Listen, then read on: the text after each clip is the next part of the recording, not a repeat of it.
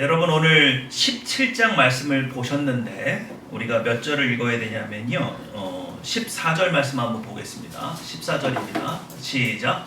여호와께서 모세에게 이르시되 이것을 책에 기록하여 명령하게 하고 여호사의 귀에 외워두리라. 내가 그를 아버지라 하여 기억도 못하게 하리라. 네. 오늘 17장에 있는 이 내용을 가만히 들여다보시면 이스라엘 백성이 광야로 나온 뒤에 첫 번째 전투 장면이 기록되어 있습니다.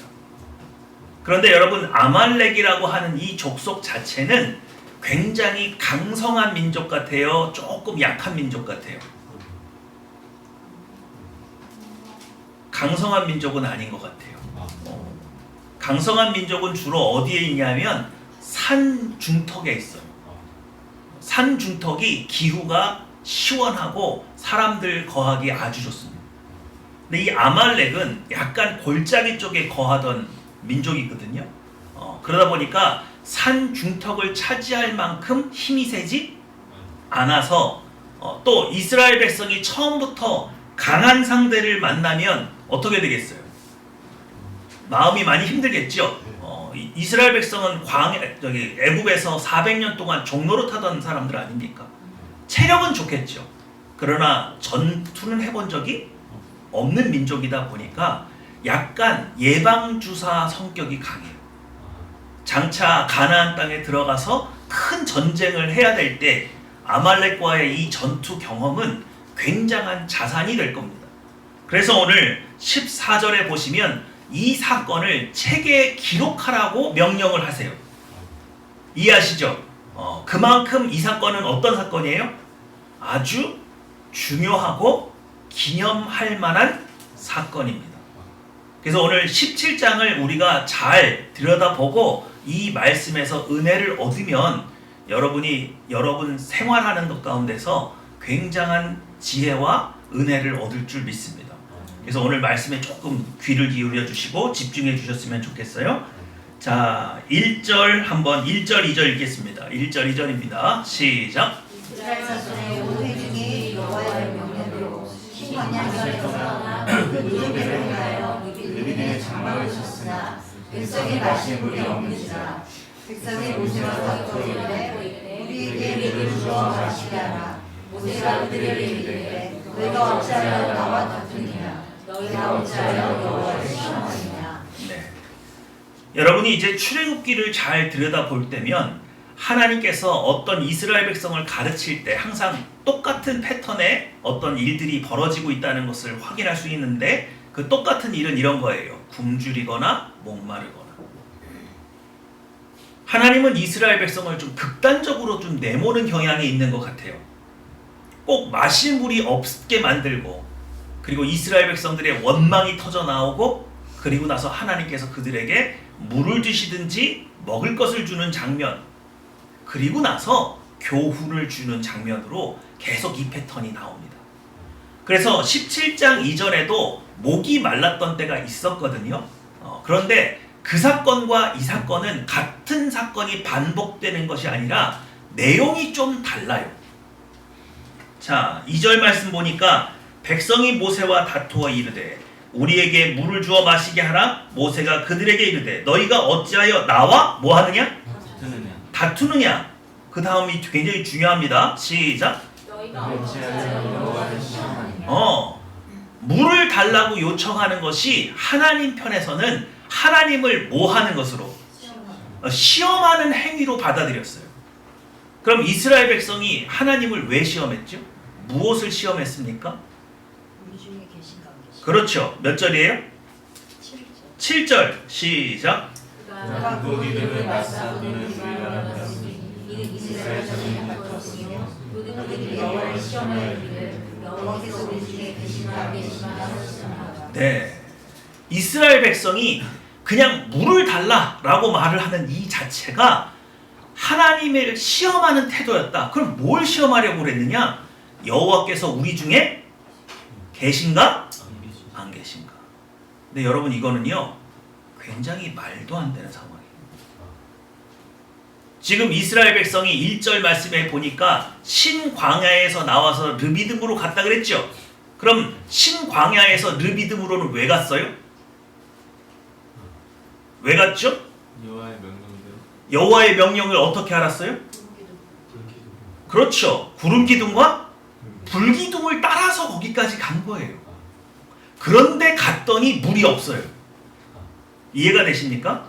지금 누구를 따라서 나왔는데 구름 기둥과 불기둥을 눈으로 목격하면서 따라 나왔는데 물이 없으니까 한다는 소리가 우리 중에 여호와가 계신가 안 계신가? 계세요 안 계세요? 아니, 눈앞에 보이잖아요. 지금 구름 기둥과 불기둥으로 이스라엘 백성을 인도하고 있는 하나님이 눈에 보이잖아요. 그런데 우리 중에 없다고 판단하는 이유가 뭐예요? 이런 거죠. 먹을 것과 마실 것을 주지 않으면 하나님은 우리에게 필요가 있는 거예요, 없는 거예요? 없는 거예요. 그래서 마치 뭐 하는 것 같아요? 없는 것과 똑같아요. 하나님이 살아계시고 하나님이 정말로 우리를 이렇게 인도한 게 맞다면 우리를 여기서 죽게 하겠느냐? 이런 의심이 드는 거죠. 이런 의심이 뭐라고 말하는 거예요? 여호와가 우리 중에 계신가? 안 계신가? 멀쩡하게 두 눈으로 뭘 보고 있으면서 구름 기둥과 불기둥을 보고 있는데 이 얘기를 하는 거예요. 그럼 여러분 보세요. 이 구름 기둥과 불기둥을 따라서 여기까지 온 이스라엘 백성이 이런 마음의 의심이 마실 물이 없다고, 그래서 다 죽을 것 같다고 생각되었을 때, 마음에 심각한 동요가 일어났을 때, 그럼 내 앞에 지금 나를 인도하고 있는 구름 기둥과 불기둥은 갑자기 뭐가 되는 거예요? 하나님의 임재의 상징이 되는 거예요? 그냥 자연현상이 되는 거예요? 이게 자연현상이 돼버린 거예요. 야, 우리가 뭘 잘못 따라온 거 아니냐? 지금 저 구름 기둥과 불기둥이 분명히 우리를 인도하는 하나님의 현현이라고 보고 우리가 따라왔는데, 야, 이거 마실 물이 없어서 이거 죽게 된 거 보니까 이거 하나님 아니구만. 갑자기 자연현상 취급해버리는 거예요. 그러면서 갑자기 누굴 찾아요? 야, 하나님이 우리 중에 계신 거 맞아? 여러분, 오늘 이 사건이 굉장히 중요해요. 그게 뭐냐면 우리도 똑같아요. 우리도 평소에 먹을 것이 풍족하고 직장이 잘 되고 아무 걱정이 없고 건강하면 하나님을 따라가는데 문제가 있어요? 문제가 없어요? 문제가 없어요. 그런데 인생에 고비가 오는 거죠.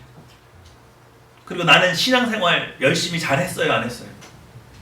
뭐 나 주일날 예배도 잘 드리고 뭐 다 했는, 봉사도 하고 나 다 했는데, 그런데 인생에 고비가 오면 우리도 이렇게 생각한단 말이에요. 내가 뭘 잘못했지? 하나님이 살아계시면 왜 나한테 이런 어려움을 주시지? 그러면서 지금까지 나를 지켜주시고 보호하시고 인도하시고 내가 했던 기도에 응답해 주신 그 하나님의 임재에 대해서, 존재에 대해서 무의미하게 여기면서 뭔가 잘못됐다고 판단하는 거죠. 왜 이런 현상이 일어납니까? 우리의 심령에 옛번성의 두려움이 우리의 마음을 뭐 했을 때?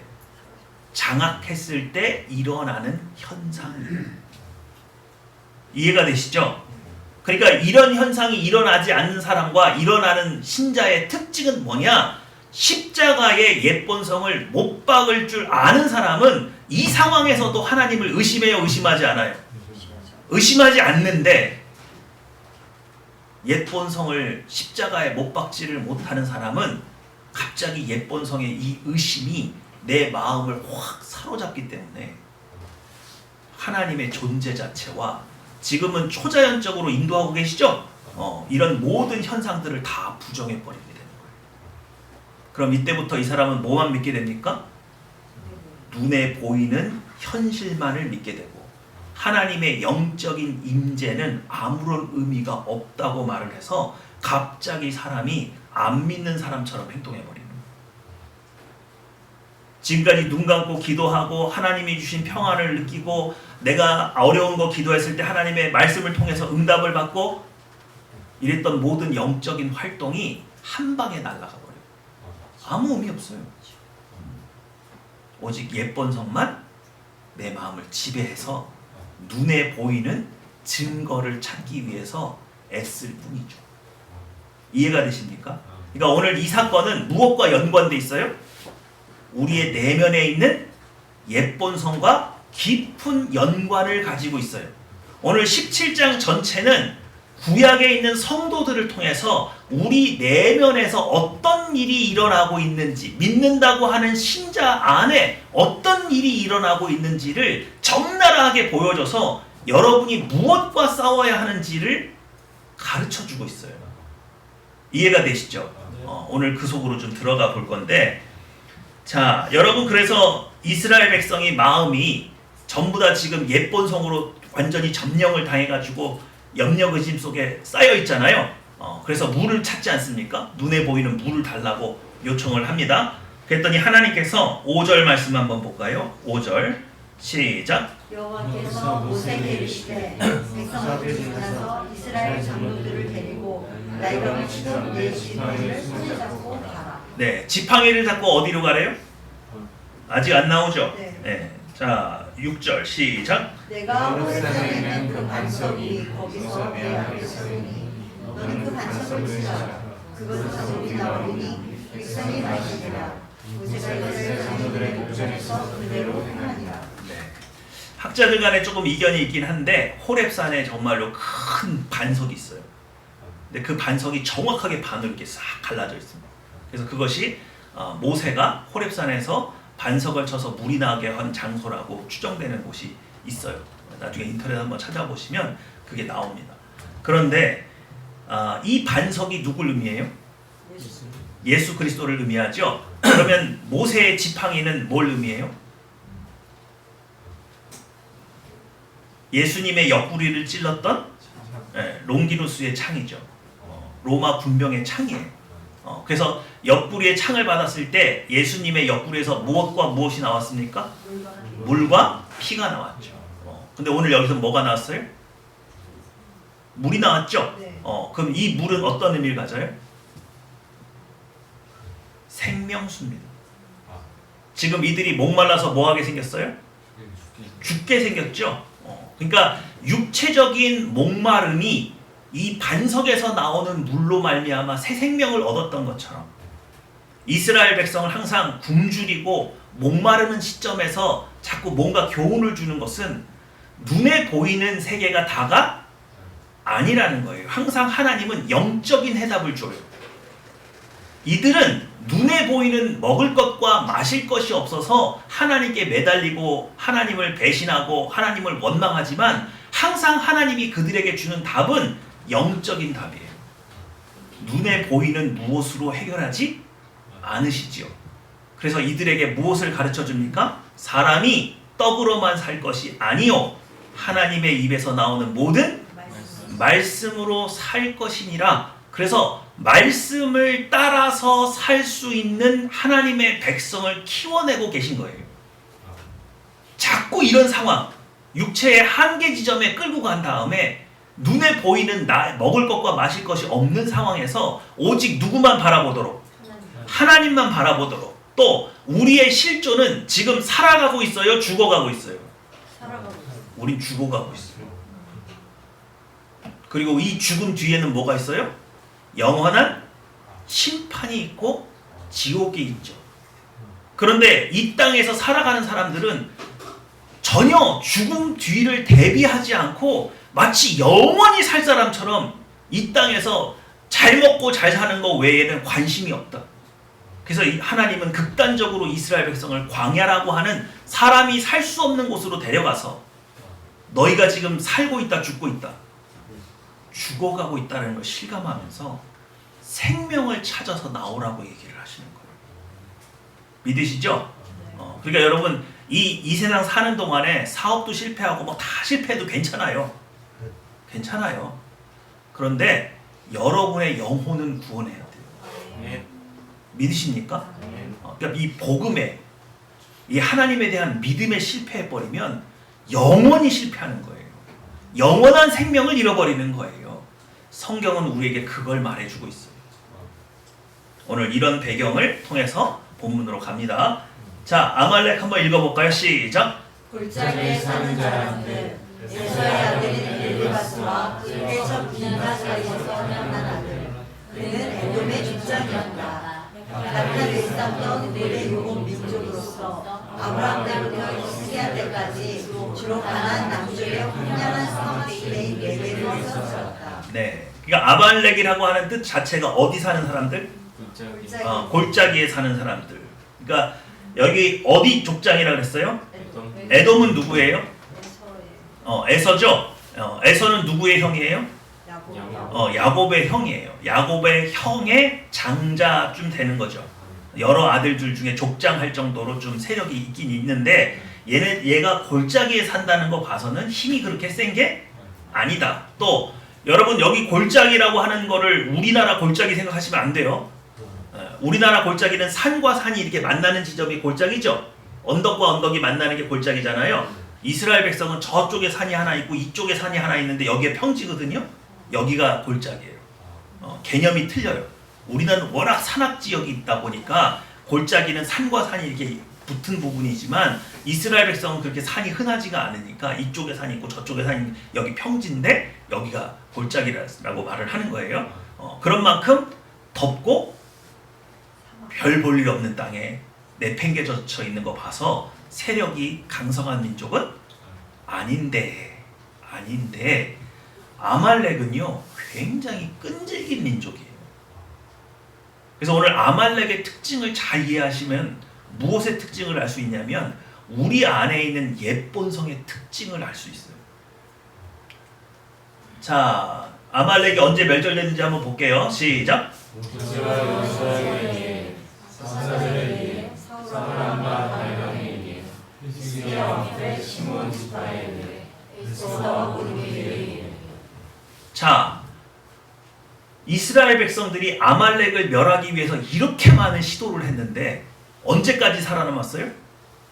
바벨론 포로까지 끌려갔을 때까지 걔네들이 살고 있는 거예요.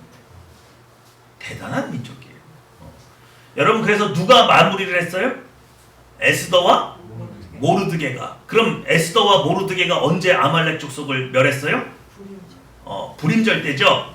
이스라엘 백성들을 다 잡아 죽이려고 모략을 했던 하만이라고 하는 총리가 있었죠. 근데 이 하만이 아각 사람 함무다다의 아들이라고 말을 해요. 아각은 뭐냐? 아말렉 족속의 왕의 호칭이에요. 그러니까 바로 하만이 어느 민족이에요? 아말렉 족속이에요. 이렇게 끈질긴 인연이 있었어요. 대세는 언제 끊겼느냐? 사울 왕이 한번 대대적으로 아말렉을 멸하라는 하나님의 명령을 받고 한번 멸하려고 했는데 그때 누구만 멸했어요? 남자들만 죽였어요. 여자와 어린아이 그리고 양과 이런 거 금은 이런 걸 다 그냥 가져왔죠. 그래서 명맥이 유지가 됩니다. 실질적으로 아말렉의 대세가 끊긴 거는요 다윗 왕 때예요. 이게 되게 중요합니다. 누구만이 아말렉을 이길 수 있어요? 영적으로 순결한 사람만 이겨요. 사울 왕은 옛 본성의 지배를 받아요, 안 받아요? 받았죠? 그러니까 못 이겨요. 근데 다윗은 거의 멸절시켰어요. 그래서 세력이 사라졌는가 했더니 히스기야 왕 때 보니까 시몬 지파에서 다른 외진 지역에 이렇게 숨어 있던 것들이 시몬 지파에 의해서 토벌이 돼요. 그리고 사라졌는 줄 알았더니 바벨론 제국이 한 자리 크게 하고 있는 그 모습. 그래서 결국 에스더와 모르드게에 의해서, 역시 에스더와 모르드게는 어떤 사람이에요? 믿음이 순결한 사람이죠. 옛본성의 지배 받아요, 안 받아요? 모르드게가 얼마나 꼬장꼬장합니까? 절해요, 안 해요? 안 해요. 이런 사람에 의해서 꺾여요. 시작. 아말렉은 하나님의 법을 따르지 않는 옛본성의 대표이다. 또한 이 옛본성은 세상의 권력과 가까워하여 하나님의 영을 반대한다. 여러분은 우리가 오늘 이 교훈을 얻어야 되는 것 중에 하나가 뭐냐면 내 안에 있는 옛본성의 영향력이 좀 남겨두면 어때? 이렇게 생각할 수 있어요.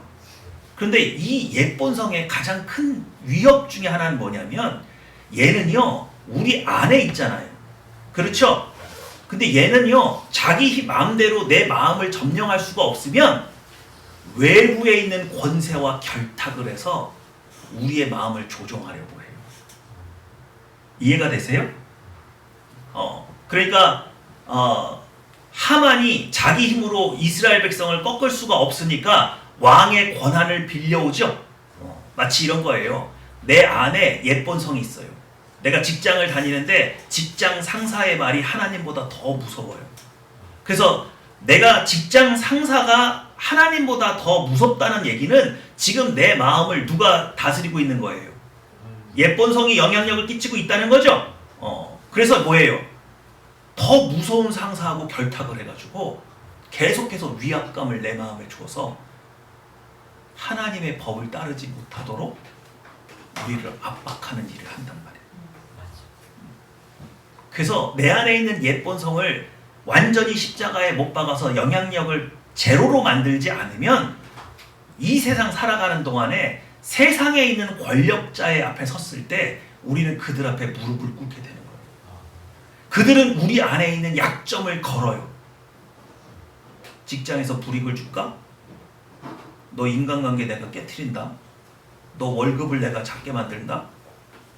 너 다른 데 가서 취업 못하게 내가 방해 놓을 거야.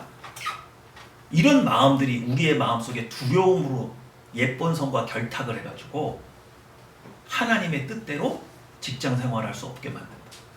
이게 직장뿐이 아니죠. 모든 영역에서 똑같은 영향력을 행사하는 겁니다. 이해가 되시죠?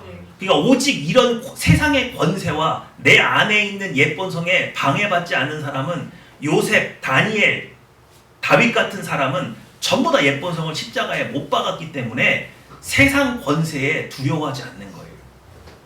그러니까 내 안에 있는 예쁜 성을 십자가에 못 박는 일은 굉장히 중요한 겁니다.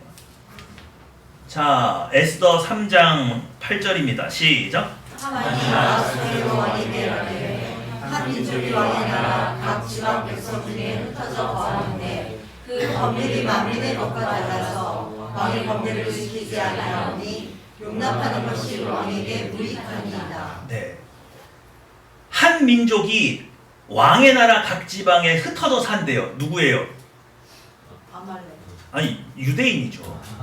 하만. 네. 그런데 그 법률이 누구의 법이에요?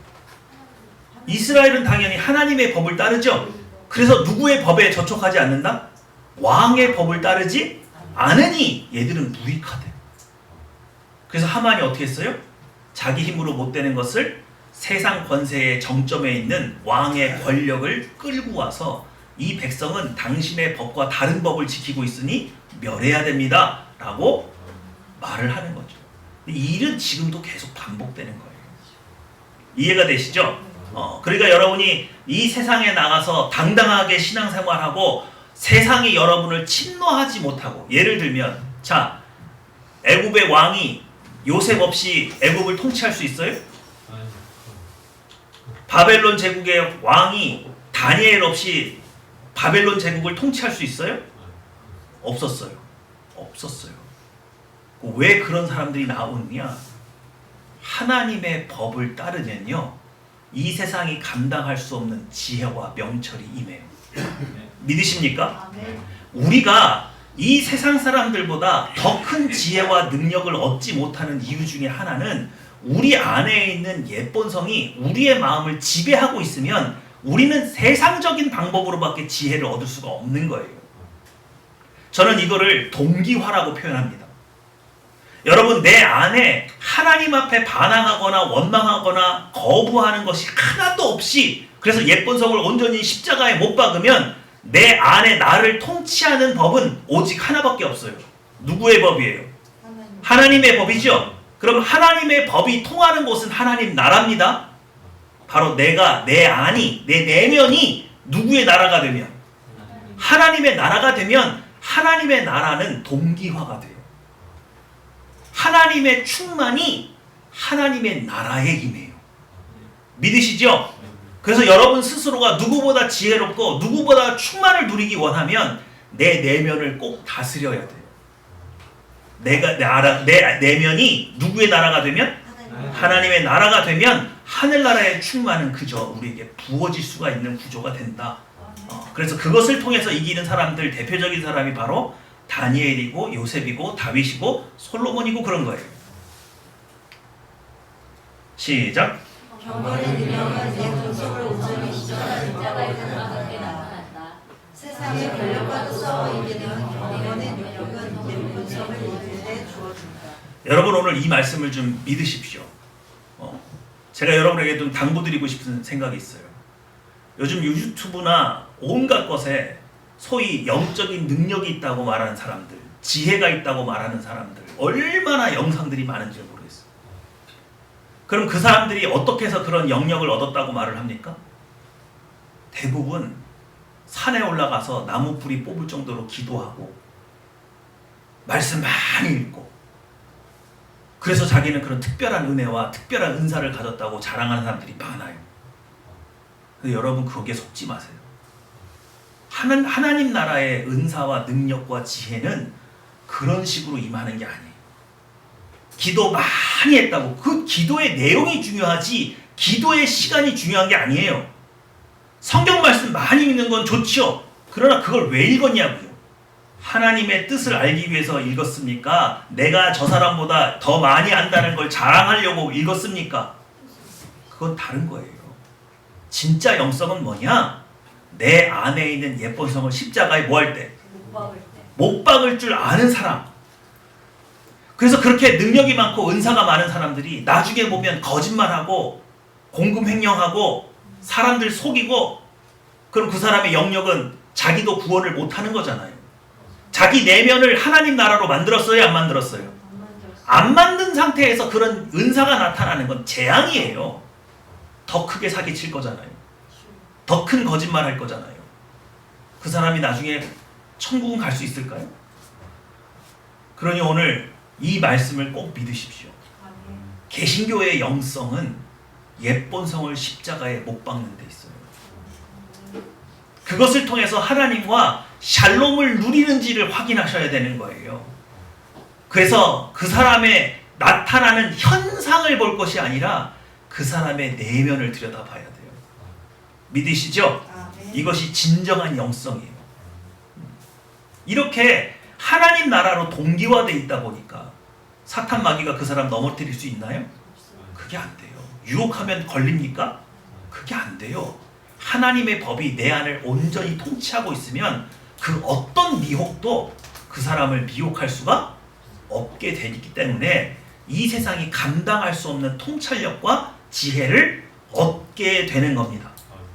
그러니까 크리스찬의 능력은 여기서 나온다는 걸 꼭 깊이 생각하시고, 다시 한번 17장에 있는 상황과 좀 연결해서 보면, 아까 마실 물이 없게 되니까 갑자기 내 앞에 나를 인도하고 있는 구름 기둥과 불 기둥이 뭘로 보이기 시작했어요?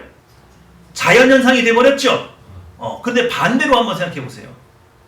내 내면이 하나님의 통치가 있어서 세번성으로 완전히 통치가 이루어지고 있어요. 그러면 어떤 궁핍과 결핍의 상황이 온다고 해도 내 눈앞에 나를 인도하고 있는 구름 기둥과 불 기둥을 의심해요, 안 해요? 그 의심 안 해요. 그럼 뭐가 달라지느냐? 의심이 들어오잖아요. 하나님 앞에 원망과 불평으로 요구해요. 물을 좀 주세요, 이렇게 해요. 아니 물도 안 주고 이렇게 돼요. 뭐가 되겠어요? 아니 물도 안 주고 이렇게 되는 거죠. 그런데 세번성은요, 을에 주실 줄 알고 하나님 물이 없어요. 여러분의 자녀가 여러분 집에 밖에서 운동을 열심히 하고 들어왔어요. 그리고 엄마 아빠 딱 얼굴 보고 물 좀 줘! 이래요? 물 좀 주세요. 그럼 물 받아 먹을 거잖아요.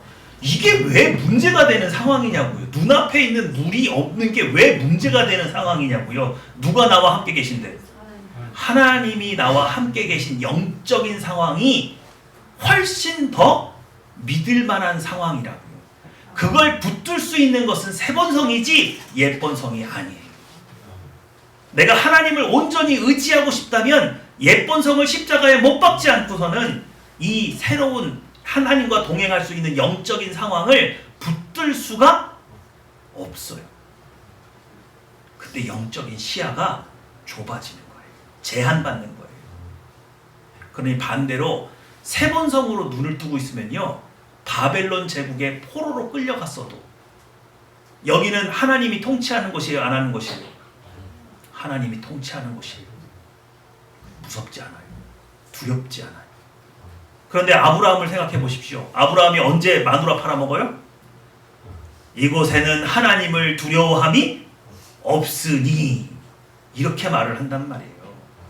그러니까 여러분은 한번 하나님의 자녀로 부름받고 하나님이 여러분의 아버지가 되어주셨기 때문에 여러분이 하나님 곁을 떨어졌다 붙었다 하는 것이지, 하나님이 하나님의 아버지 되심을 포기한 적이 한 번도 없어요.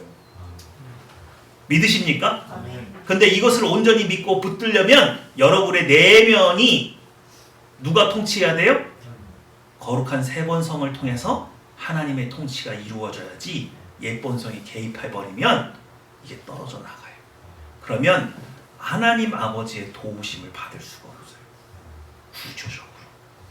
믿으시죠? 자, 누구예요? 모세죠? 근데 아말렉과 전쟁하는데 그 전쟁이 좀 특이했죠. 모세가 팔을 뭐하면?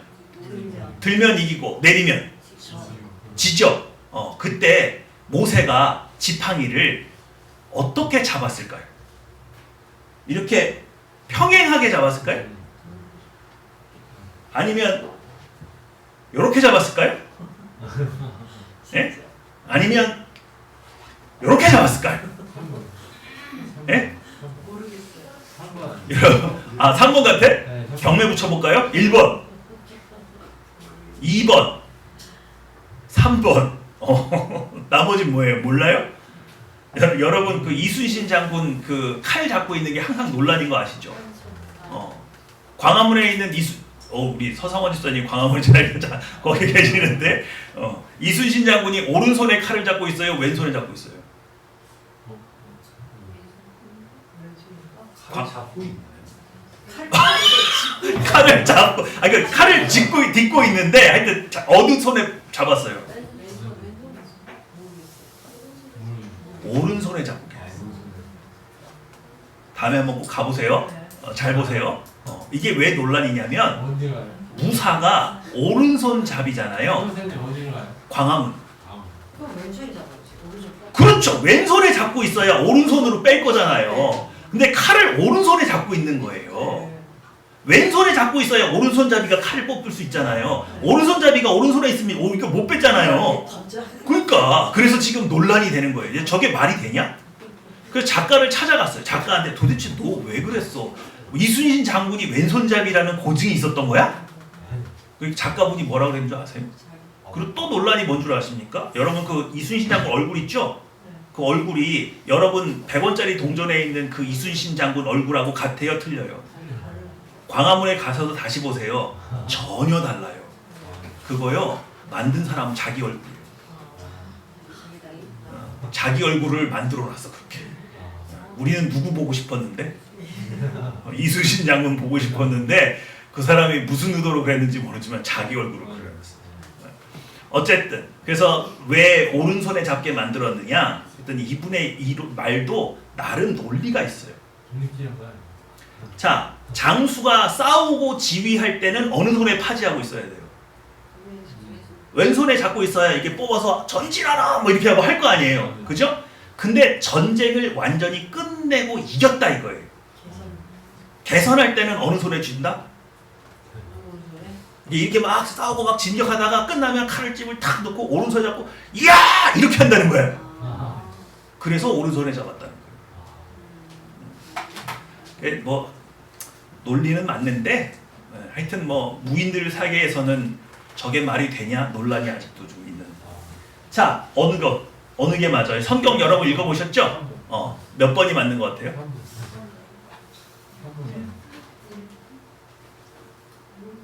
여러분이 1번을 생각하는 이유는요, 영화 10개에서 이렇게 나와요. 10개에서 모세가 이렇게 잡고 있고 양손에 훌과 아론이 이렇게 잡고 있는 거예요. 이해가 되세요? 근데 제가 볼 때는 성경적인 고증은 2번이에요. 왜 2번일까요? 왜 2번일까요? 힘들게 제가 깨우기 쉬운 것 같아요. 네? 지팡이 안 잡아봤지? 네. 여러분 나무를 끄트머리를 잡고 들고 있으면 힘들어요, 쉬워요? 그러니까 가운데를 잡아야 돼요. 아니 중간을 잡고 있으면 편하죠. 근데 중간을 잡고 있으면 안 돼요. 지금 모세가 산 꼭대기에서 지팡이를 잡고 있는 이유가 뭐예요? 왜 산 꼭대기에서 지팡이를 붙들고 있는 거예요? 다들 볼 수 있게. 그렇죠. 멀리서도 보이게 하려는 거죠. 멀리서도 보이려면 끝을 잡아야 돼요, 중간을 잡아야 돼요? 끝을 잡아야 되는 거죠. 여러분들이 아직 이제 감을 못 잡고 계셔서 자 16절 한번 읽어볼까요? 16절입니다. 시작. 이르되 여호와께서 맹세하시기를 여호와가 아말렉과 동을 대대로 싸우리라. 아이고 죄송합니다. 15절 시작. 모세가 제단을 쌓고 그 이름을 여호와 지시라 하고. 이 전쟁을 기념하고 이 전쟁에서 승리를 주신 하나님께 제사하기 위해서 제단을 쌓죠. 근데 그 제단의 이름이 뭐예요? 여호와의 니시가 무슨 뜻이에요? 여호와는 나의 승리의 깃발. 그럼 어떤 게 깃발 흔들고 있는 모양이에요? 2번이죠. 2번이죠. 그럼 여러분 이게 뭘 의미하느냐? 여호수아가 백성 군 장정들을 데리고 나가서 아말렉과 전쟁을 하는데 막 신나게 싸우고 있어서 이겨가고 있다가 갑자기 뒤로 밀리기 시작해요. 왜 밀리고 있죠 지금? 내려왔어. 이 지팡이가 내려온 거죠. 모세가 팔을 들고 있는 게 너무 힘드니까 내린 거죠. 그러면 여호수아는 항상 싸우면서 뭘 쳐다보게 돼 있어요? 지팡이. 지팡이가 지금 올라갔느냐 안 올라갔느냐에 따라서 내 승패가 달려 있는 거죠. 이해가 되십니까? 그러니까 이 상황은 육적인 상황이 통제하고 있는 거예요? 영적인 상황이 통제하고 있는 거예요? 영적인 상황이 통제하고 있다. 하나님의 도우심이 나에게 전달될 때 내가 이기지만 하나님의 도우심이 끊기면 내가 세상과 싸웠을 때 이기더라 지더라. 우리 안에 있는 예쁜 성은 내가 싸워서 이길 수 있는 존재예요. 성령의 도우심 없이는 못 이기는 거예요. 이 예쁜 성과의 싸움도 그렇고 세상의 싸움도 그렇고 본질이 그래요. 이 전쟁의 본질이 그래요. 하나님의 도우심 없이는 우리는 살 수도 없고 이길 수도 없기 때문에 적을 바라보고 있어야 되는 게 아니라 영적인 상황을 보고 있어야 돼요. 그리고 이 영적인 상황이 진짜 내 상황이에요. 믿으십니까? 여러분이 하나님 앞에 뭔가를 간절히 기도했단 말이에요. 그래서 그 기도의 응답을 받아서 반드시 너가 이렇게 필요한 거 내가 공급해 준다. 근데 그게 지금 눈앞에 보여요, 안 보여요? 안 보이면 어떻게 해야 돼요? 또 기도해요. 찾아다니는데 응답은 받았으니까 준다고 찾아다니는데 있는 걸 찾는 거예요? 있을 수도 있고 없을 수도 있는 걸 찾는 거예요. 있는 걸 찾아요. 그게 내 현실이라고요. 나의 현실은 뭐냐? 분명히 하나님께서 주신 걸 찾는 거예요. 그게 믿음이에요. 그게 영적인 상황을 온전히 바라보고 온전한 판단이 되어 있는 거예요. 근데 사람들 눈에는 이 영적인 상황이 보여요, 안 보여요? 안 보여요. 안 보이기 때문에 우리 보고 광신이라고 말하거나 이상하다고 말을 하는 거예요. 다시 한번요.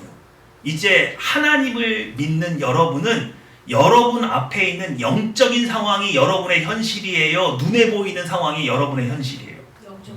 영적인 상황이 우리의 현실이에요.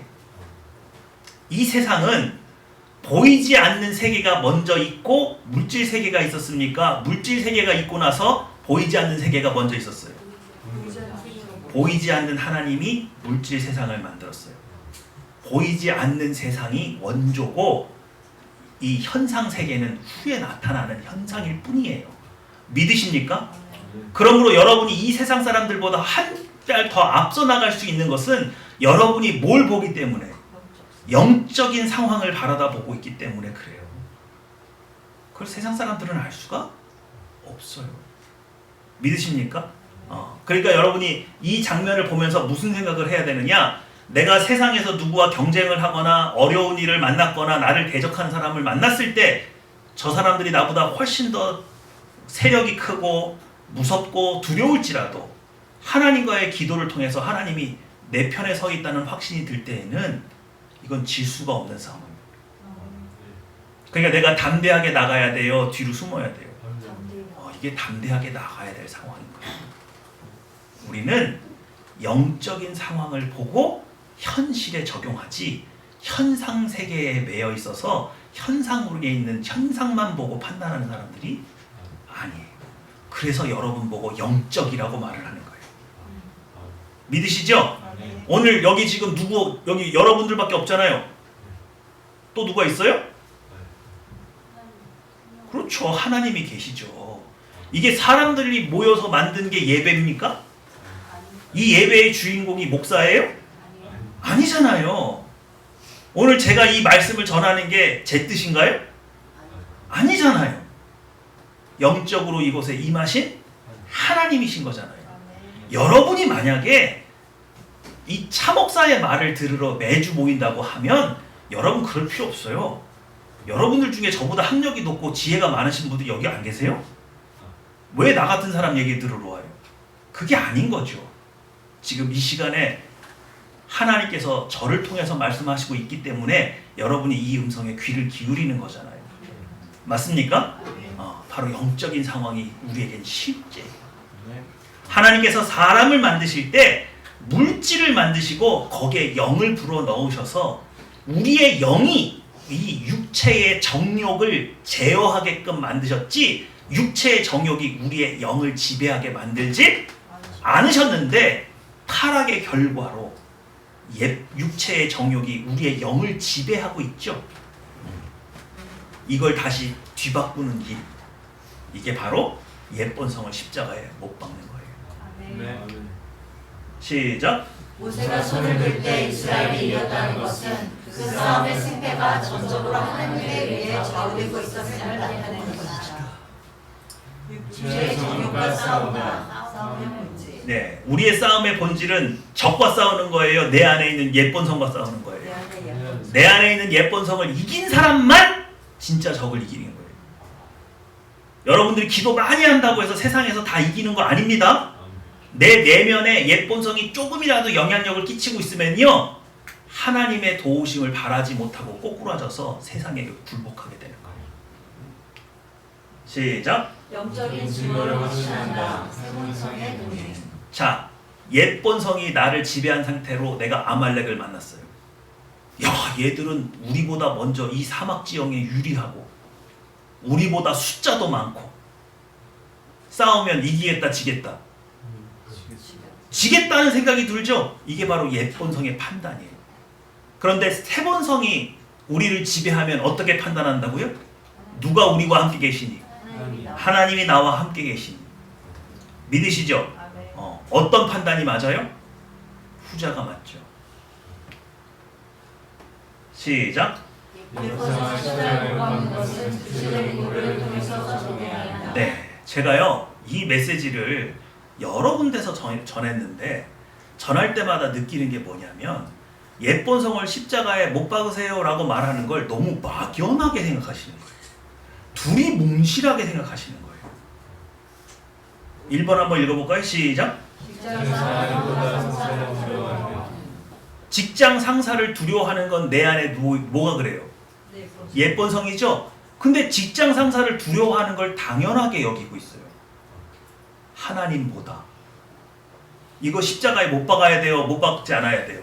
그러니까 그걸 옛본성이라고 생각을 못 하시더라고. 그냥 의뢰 직장에 가면은 상사가 무섭지 않는, 그게 당연한 거로 생각하는. 아니요. 성경 어디에 어떤 위인이 직장 상사가 무서워서 하나님의 법보다 직장 상사의 말을 듣는 성경의 위인이 어디가 있어요? 2번 시작. 기도로 동행하심을 요청하고 떨고 하나님 앞에 막 간절히 기도했어요. 주님 함께 해주세요. 제가 이번에 가는데 일을 어떻게 해야 되는데 정말 하나님 도와주세요. 그래서 기도를 했어요. 갑자기 알 수 없는 평안이 막 밀려 들어왔어. 이게 응답이에요, 응답 아니에요? 응답이야. 근데도 나는 뭐 하고 있어요, 여전히? 이러면 어쩌지? 저러면 어쩌지? 말 실수하면 어쩌지? 이런 생각들 누가 하는 거예요? 내 안에 있는 옛본성이죠. 내 안에 있는 옛본성은요 하나님의 평안이 임했는데도 즐기지 못해요. 기쁨을 누릴 수가 없어요. 다 갉아먹어요. 자료를 아무리 준비해도 뭔가 부족한 것 같아. 내가 여러 번 이것을 경험했는데도 경험할 때마다 잘못될 거면 어떡하지? 나 때문에 손해보면 어떡하지? 이상한 마음이 들어요. 그래서 뭐예요? 내 실력을 발휘할 수가 없어요. 우리 뭐 연기하시는 분들도 마찬가지고 대회 나가는 선수들도 마찬가지예요. 훈련할 땐 너무 잘해요. 근데 대회 나가서 꼭 지는 사람이 있죠. 여러분 우리가 김연아를 대단하게 보는 게 뭐예요? 김연아 선수 얼굴 딱 보잖아요. 아사다 바오가 막 자기 최고 점수 경신하고 탁 내려오는데도 씩 웃어요. 씩 웃어요. 자기 실력이 있다는 거예요, 없다는 거예요? 그걸 확신하고 있죠. 그게 굉장히 대단한 거예요. 우리는 어떻게 그렇게 할 수 있습니까? 우리 안에 있는 예쁜 성을 십자가에 못 박은 것으로 하나님의 임재를 더 빨리 느낄 수 있어요. 그리고 하나님이 나와 함께 계시니까 이번에 잘 될 거다 못 될 거다. 잘 될 거라는 확신을 가지고 들어가면 내가 준비한 모든 능력을 다 발휘할 수 있어요. 하나님께서 사람을 원래 그렇게 만들었어요. 사람은 원래 영적인 존재와 함께 하도록 지음받았어요. 3번 시작. 기도하여 사람과 부딪히는 것이 싫어 포기하고만. 나 이거 이 말하면 괜히 이 말했다가 또 뭐 다툼 나는 거 아니야? 이런 거 꺼려하는 거. 그것도 예쁜 성이에요. 4번. 교훈을 어기거나 징계로 어려운 상황을 면면한다. 하나님께서 이렇게 매를 들고 우리를 징계하실 때가 있죠. 그러면 내가 차라리 매를 맞아서라도 그 교훈을 얻어서 내가 하나님을 기쁘시게 하는 자리로 돌아가야 된다는 생각을 해야 되는데 우리의 예쁜 성은 무조건 매를 피하고 싶은 거예요. 그것도 뭐다? 예쁜 성이에요. 그러면요 징계의 시간만 길어져요. 시작. 날 뜻대로 움직이지 않는다고 원망하고 복종하는. 네. 6번. 과거의 잘못이나 연민에 사로잡힌.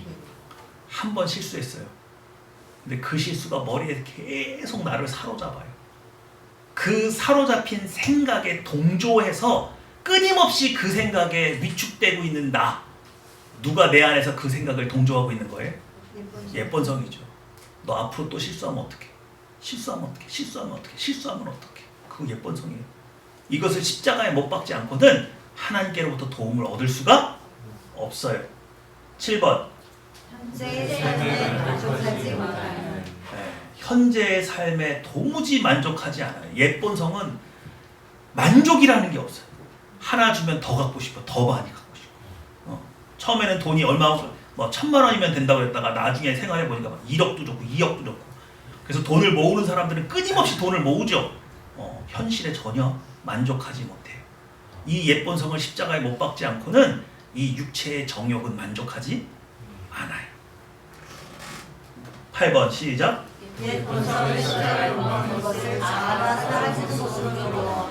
이상하게 요것 때문에 고민하시는 분들이 많더라고요. 십자가에 못 박으라고 그러면 내 자아가 사라지는 줄 아는 분들이 있어요. 여러분 십자가에 예쁜 성을 못 박으면 무슨 일이 일어나요? 내 자아가 없어집니까?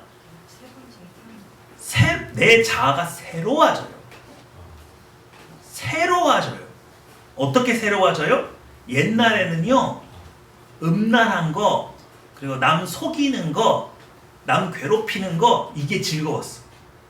근데 예쁜 성을 십자가에 못 박잖아요? 근데 그게 재미가 없고 하나님이 기뻐요. 예배하는 게 기뻐요. 선을 베푸는 게 기뻐요. 말씀 생활하는 게 기뻐요. 이해가 되세요? 그러니까 새로워지는 거지 자아가 없어지는 게 아니에요. 그러니까 세상에 재미있는 거 다 포기하고 나면 아유 그러면 무슨 재미로 살아? 이렇게 생각하시는 분들이 많단 말이에요. 그게 아니 세번성의 즐거움이 따로 있어요. 맛보지도 않고 없다고 생각하면 어떻게 해요? 9번 시작. 세번성의 기쁨을 알지 못해 예쁜 성의 쾌락을 즐기려는. 10번. 하나님의 연단을 두려워하고 쾌락하려고만 하는. 연단은 즐거운 거예요? 고통스럽기만 한 거예요? 즐거운 거예요. 여러분이 누구로 변하니까? 예수님으로 변하잖아요. 나를 예수님처럼 거듭나게 하는 거잖아요. 하나님이 또 아무나 연단하지는 않아요. 특별히 더 사랑하시는 사람한테 더 많은 연단을 주세요.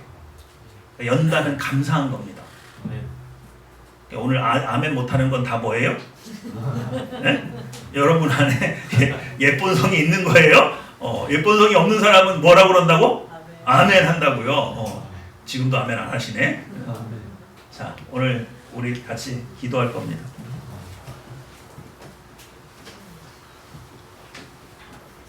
우리는 흔히 싸워야 될 대적이 우리 밖에 있다고 생각해요.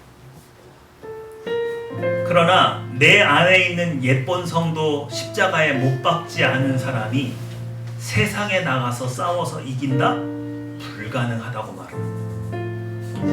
오늘 내 안에 어떤 예쁜 성이 하나님을 기뻐하지 않고 하나님을 원망하고 있습니까? 나는 세본성의 삶을 살고 있습니까? 여전히 예본성에 살고 있습니까? 내가 하나님보다 무엇을 더 두려워하지요? 하나님은 때때로 우리에게 건강을 뺏어가기도 하고 물질을 빼앗아가기도 해요. 오히려 깨닫게 하려고. 내가 무엇에 매여 있는지 깨닫게 하시려고. 오늘 우리의 내면을 들여다보면서 예수님의 보혈의 피로 제가 이러저러한 것에 예본성에 시달리고 있습니다. 저를 긍휼히 여겨주십시오. 오직 예수님의 보혈의 피로 십자가에 못 박사오니 이 옛본성으로부터 저를 자유케 하여 주사 새본성으로 살게 하여 주시옵소서. 기도하시겠습니다.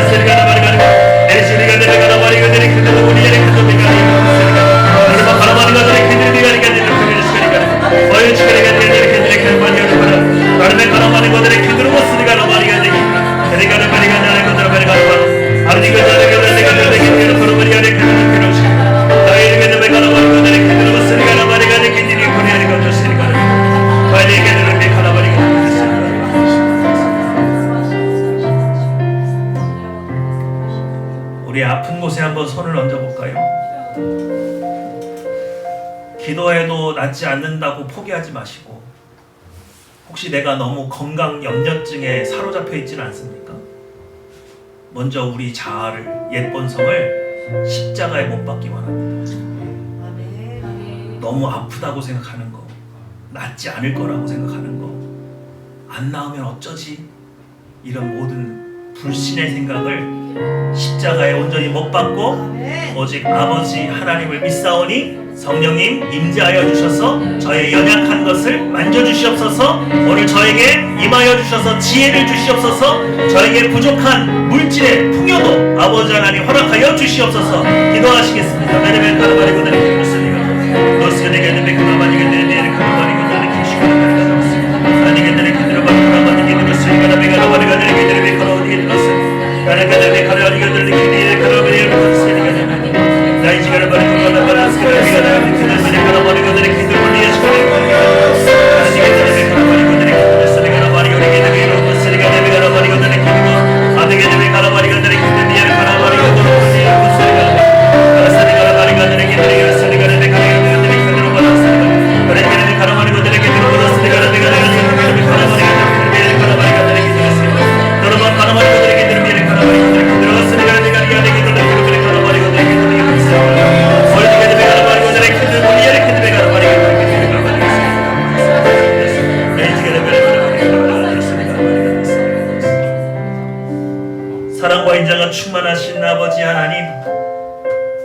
이 기념할 만한 일들이 우리 하늘평화교회 안에 있기 원합니다.